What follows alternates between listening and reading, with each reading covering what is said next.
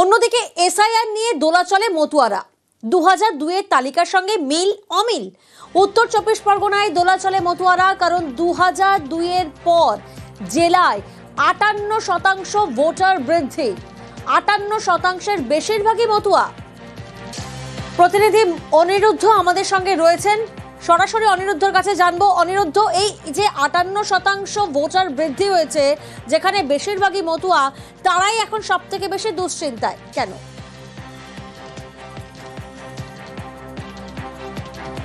দেখো প্রিয়াঙ্কা, তোমাকে জানিয়ে রাখি যে পশ্চিমবঙ্গে দ্বিতীয় স্থানে রয়েছে এই উত্তর চব্বিশ পরগনা। 2002 সালের ভোটার তালিকা অনুসারে ভোট বৃদ্ধির যে তালিকা, সেই তালিকায় দ্বিতীয় স্থান। প্রথম হচ্ছে পশ্চিম বর্ধমান, দ্বিতীয় স্থানে রয়েছে উত্তর চব্বিশ পরগনা। উত্তর চব্বিশ পরগনায় 58% ভোট বৃদ্ধি হয়েছে, এবং যার বেশিরভাগই বলা যেতে পারে উদ্বাস্তু মতুয়ারা। কারণ এই উত্তর চব্বিশ পরগনার যে সমস্ত সীমান্তবর্তী এলাকা রয়েছে, বলা যেতে পারে বাগদা, গাইঘাটা, বনগাঁ, স্বরূপনগর, এমনকি উত্তর চব্বিশ পরগনার বৃহৎ অংশে এই মতুয়ারাই রয়েছে, যারা 2002 সালের ভোটার তালিকায় অনেকের নাম নেই। তাই নিয়ে বলা যেতে পারে দুশ্চিন্তায় রয়েছে মতুয়ারা, দোলাচলে রয়েছে মতুয়ারা। তাদের বক্তব্য যে 2002 সালের যে ভোটার তালিকা, সেই তালিকায় নাম না থাকলেও তার যে সমস্ত কাগজপত্র চাওয়া হয়েছে, অনেক কাগজপত্র জোগাড় করতে পারলেও পুরোপুরি কাগজপত্র তারা জোগাড় করতে পারেনি। সাম্প্রতিককালে শান্তনু ঠাকুর দাবি করেছিলেন যে আপনারা নাগরিকত্বের জন্য আবেদন করুন, তাহলে এসআইআরে যদি আপনাদের নাম কেটে দেয়, ভোটার লিস্টে নাম তুলে নেওয়ার দায়িত্ব তিনি নিয়েছিলেন। কিন্তু মতুয়ারা তাতেও আশ্বস্ত হচ্ছেন না, কারণ অনেকের কাছে নাগরিকত্বের আবেদনের জন্য যে কাগজপত্র প্রয়োজন, সেই কাগজপত্র মতুয়াদের কাছে নেই। তারা কি করবেন? তারা রীতিমতন চিন্তায় রয়েছেন, আতঙ্কে রয়েছেন। তারা জানাচ্ছেন যে এই অবস্থায় সরকার আগামী দিনে কি করবে, সেটাই তাদের এখন দেখার। কারণ তারা যে সময়ে এই দেশে এসেছিল, তার অনেক পরেই তাদের ভোট হয়েছিল। আমরা এক মতুয়ার সঙ্গে কথা বলেছিলাম, তিনি জানিয়েছেন যে তিনি 1989 সালে ভারতবর্ষে এসেছেন বাংলাদেশ থেকে, কিন্তু তার ভোট হয়েছে 2011 সালে। এই মাঝখানে দীর্ঘ সময়, এবং 2002 সালের যে ভোটার তালিকা এসআইআরে বলা হয়েছে, সেই তালিকায় তার নাম নেই। অর্থাৎ তিনি কি করবেন? তার ভোট কেটে দিলে তিনি কি করবেন তা নিয়ে রীতিমতন চিন্তায় রয়েছেন। এরকম অনেক মতুয়াই রয়েছেন যাদের 2002 সালে মতুয়ারা। আমি তো আসি রাজীব গান্ধী যে বছর মারা গেল, তার আগের বছর যখন ইলেকশন আসে, তখনই ওরা জমা করে, কাগজপত্র নেয়। বেশ কয়েকবারই করেছি। কবে ভোট হয়? ভোট হয় এই 2011 মধ্যে। তাহলে আপনারও তো ভোট কাটা যাবে। এখন কাটা গেলে তো আমার কি করণীয় আছে? আমার তো গড়ারও ক্ষমতা নেই আর কাটার ক্ষমতা নেই, চিন্তার মধ্যে আছি। নাগরিকত্বের জন্য কি আবেদন করেছেন? আমরা বাংলাদেশ থেকে আসি, বাংলাদেশের ঠিক ঠিকানা দিয়ে কোর্ট এফিডেভিট সব নিয়ে আসি। আমি জমা করতে গেছি, বলছে সে দেশের কাগজ লাগবে। সে দেশের কাগজ তো আমার নেই, আমি কোথায় পাবো? চিন্তিত আছি। ট্রেকিং যখন আসবে দেশে, তখন আমি ওই দিয়ে দেবো, যদি গ্রহণ করে আমাকে, করলো, না করলে আর আমার করণীয় কিছু নাই। আপনারা মতুয়ারা কি আতঙ্কিত? আতঙ্কিত সবাই। ভোটের আগে রাজ্যে এসআইআর, আজ থেকে পশ্চিমবঙ্গে এসআইআর চালু। গতকাল থেকে বর্তমান ভোটার তালিকা ফ্রিজ। 4 নভেম্বর থেকে বাড়ি বাড়ি বিএলওরা, 3 বার ভোটারের বাড়ি যাবেন বিএলওরা। 2002 তালিকার সঙ্গে ভোটারের নাম যাচাই করা হবে। খসড়া তালিকা নিয়ে ডিআরও এবং সিইও কে অভিযোগ। মৈত্রীর প্রতিনিধি আমাদের সঙ্গে রয়েছেন, সরাসরি মৈত্রীর কাছে যাব। মৈত্রী, বিভিন্ন প্রশ্ন প্রত্যেকের মনে আসছে। কাদের নথি জমা দিতে হবে, কাদের নথি জমা দিতে হবে না, কারা পাবেন এনুমারেশন ফর্ম, কি জানা যাচ্ছে?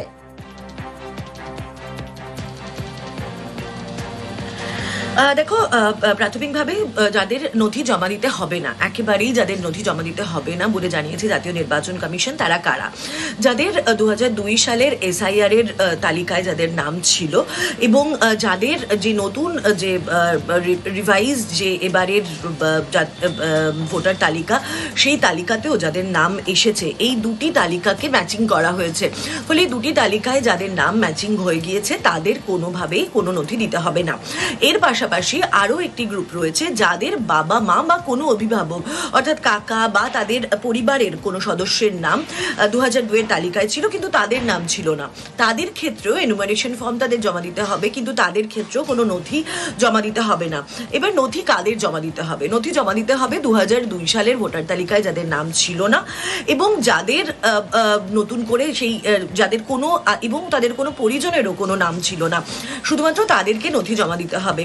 এবার প্রশ্ন হচ্ছে যে এই নথি কোথায় জমা দিতে হবে। যখন এনুমারেশন ফর্ম আসবে, সেই এনুমারেশন ফর্মের সঙ্গে কিন্তু তাদের নাম থাকবে, তাদের কোন বিধানসভা কেন্দ্র সেটা থাকবে, এবং তার সঙ্গে সঙ্গে তাদের যে পুরনো, যদি তাদের ভোটার কার্ডের যে ভোটার লিস্টে যে ছবি, সেই ছবিও দেওয়া থাকবে।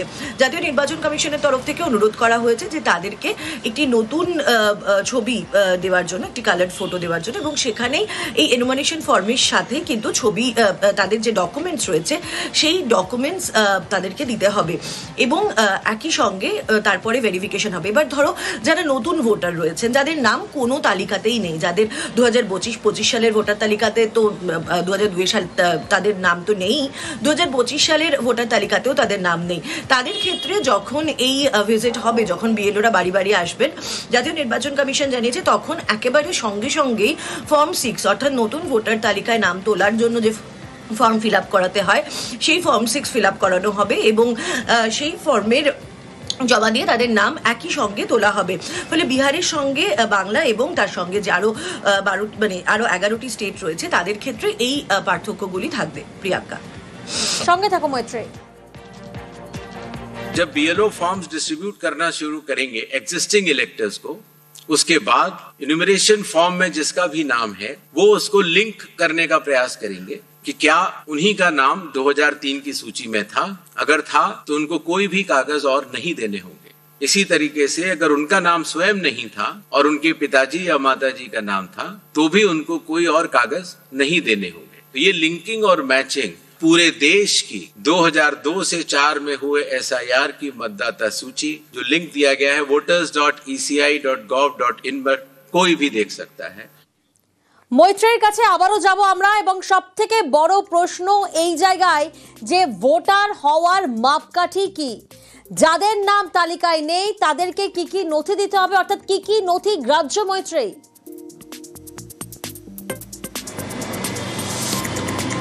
দেখো, ভোটার হওয়ার মাপকাঠি 4টে রয়েছে। জাতীয় নির্বাচন কমিশনের যে ম্যানুয়াল রয়েছে সেই অনুযায়ী তাকে ভারতীয় নাগরিক হতে হবে, অন্ততপক্ষে 18 বছর বয়স হতে হবে, এবং সেই কনস্টিটিউয়েন্সির অরিজিনাল রেসিডেন্ট হতে হবে, এবং তাকে আইনগতভাবে তাকে কোনোভাবে ডিসকোয়ালিফাই করা হবে না।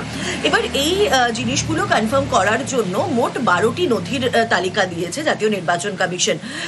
সর্বোচ্চ আদালতের নির্দেশ মেনে আধারকে নথি হিসাবে রাখা হয়েছে বটে, কিন্তু এটা খুব স্পষ্ট করে দেওয়া হয়েছে যে আধার শুধুমাত্র পরিচয়পত্র, ফলে শুধু আধার দিলে কিন্তু ডকুমেন্টেশন কমপ্লিট হবে না। সেক্ষেত্রে আরও যে 11টি নথি আছে তার মধ্যে যে কোনো একটি নথি দেওয়া যেতে পারে। এবার এই 11টি নথি কি কি?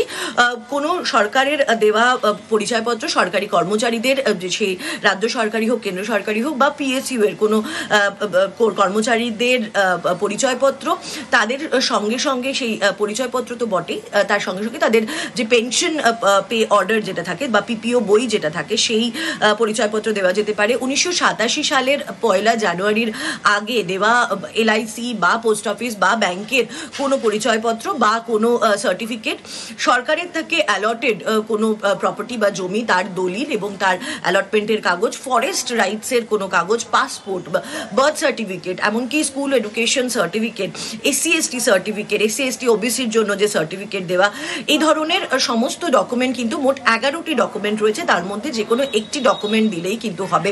অর্থাৎ এই 11টি ডকুমেন্টের মধ্যে একটি ডকুমেন্ট এবং তার সঙ্গে আধার কার্ডও কেউ চাইলে দিতে পারেন তার নথি হিসেবে।